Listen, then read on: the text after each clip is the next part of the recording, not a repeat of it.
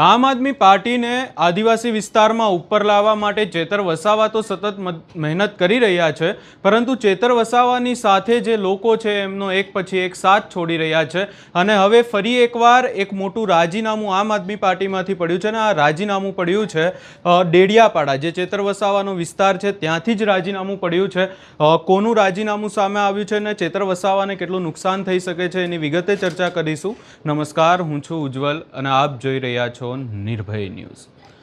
આદિવાસી વિસ્તારનું હાલ સ્થાનિક સ્વરાજ્યની ચૂંટણીને લઈને રાજકારણ ગરમાયું છે અને આ તમામ ચર્ચાઓની વચ્ચે ચેતર વસાવાના નજીકના ગણાતા અને આમ આદમી પાર્ટી ડેડિયાપાડાના પ્રમુખનું હવે રાજીનામું પડ્યું છે। વિગતે જો ચર્ચા કરીએ તો અહીંયા આ રાજીનામાને લઈને એક પત્ર પણ લખવામાં આવ્યો છે। અહીંયા લખવામાં આવ્યું છે, આમ આદમી પાર્ટીના જે પ્રદેશ પ્રમુખ છે યશુદાન ગઢવી એમને પત્ર લખવામાં આવ્યો છે। લખવામાં આવ્યું છે કે હું રાજેન્દ્રભાઈ એમ વસાવા પાર્ટીમાં ડેડિયાપાડા તાલુકા પ્રમુખ તરીકે ની જવાબદારી પૂર્ણ નિષ્ઠા અને ઈમાનદારીથી નિભાવી છે। મેં મારા તન મન અને ધનથી મને આપવામાં આવેલ તમામ જવાબદારીઓ નિભાવેલ છે।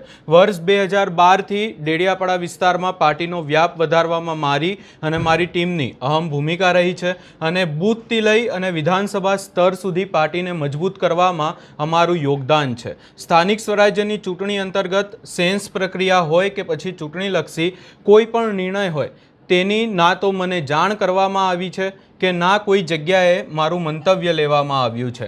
અહીંયા આજે રાજીનામું પડ્યું એની પાછળનું ક્યાંક ને ક્યાંક મુખ્ય કારણ હવે એવું કહેવામાં આવ્યું છે, જે રાજેન્દ્ર વસાવા છે કે જેમણે ડેડિયાપાડા તાલુકાના પ્રમુખ હતા આમ આદમી પાર્ટીના, જેમણે રાજીનામું આપ્યું છે, એમણે મુખ્ય કારણ જણાવ્યું છે કે જે સ્થાનિક સ્વરાજ્યની ચૂંટણી અંતર્ગત જે સેન્સ પ્રક્રિયાઓ હતી કે ચૂંટણીને લઈને કોઈ પણ ડેડિયાપાડાના નિર્ણય લેવાના હોય એમાં આજે આમ આદમી પાર્ટીના ડેડિયાપાડાના પ્રમુખ છે એમને જ ક્યાંક ને ક્યાંક જાણ નથી કરવામાં આવી એવી વાત પણ કરવામાં આવી રહી છે।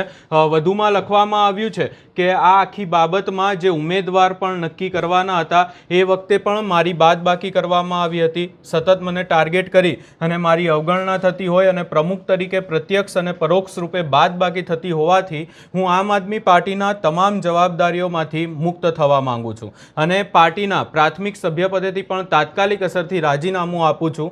તે રાજીનામું સ્વીકાર કરવા મારી નમ્ર વિનંતી। અને અહીંયા રાજેન્દ્રભાઈ એમ વસાવા પ્રમુખ આમ આદમી પાર્ટી ડેડિયાપાડા દ્વારા લખવામાં આવ્યું છે। પત્ર પણ અરવિંદ કેજરીવાલ, મનોજ સોરઠિયા અને આમ આદમી પાર્ટીના જે નેતાઓ છે ગોપાલ ઇટાલિયા, ચેતર વસાવા તમામને મોકલવામાં આવ્યું છે। વધુમાં જો ચર્ચા કરીએ અને ખાસ કરી અને જ્યારે સ્થાનિક સ્વરાજ્યની ચૂંટણીનો હવે રંગ જામ્યો છે, આમ આદમી પાર્ટી હોય, ભાજપ હોય, કોંગ્રેસ હોય, ડેડિયાપાડામાં જ્યારે હવે આખી બાબતને લઈ અને જે જંગ જામ્યો છે ને આ તમામ ચર્ચાઓની વચ્ચે હવે આ જે રાજીનામું સામે આવ્યું છે એની અસર ચેતર વસાવાને કેટલી પડી શકે છે એની ચર્ચા કરીએ તો ચેતર વસાવાની સામે ખાસ કરી અને ભાજપનું મજબૂત સંગઠન છે। એની સાથે સાથે મનસુખ વસાવા હોય કે પછી ભાજપના કોઈ પણ મોટા મોટા નેતા હોય, આ તમામ નેતાઓ મહેનત કરી રહ્યા છે એ વિસ્તારમાં આગળ આવવા માટે, ચેતર વસાવાને હરાવવા માટે। અને ચેતર વસાવાના જે સાથેના લોકો છે જો આવી રીતે તેઓ પણ રાજીનામું આપતા રહેશે તો પછી ચેતર વસાવાને જે આદિવાસી વિસ્તારમાં એમનું એક સપનું છે કે આમ આદમી પાર્ટી ઉપર આવે, ખાસ કરીને આ સ્થાનિક સ્વરાજ્યની ચૂંટણી 2027ની વિધાનસભાની ચૂંટણી પહેલાંનું એક સેમિફાઇનલ પણ કહેવામાં આવી રહ્યું છે।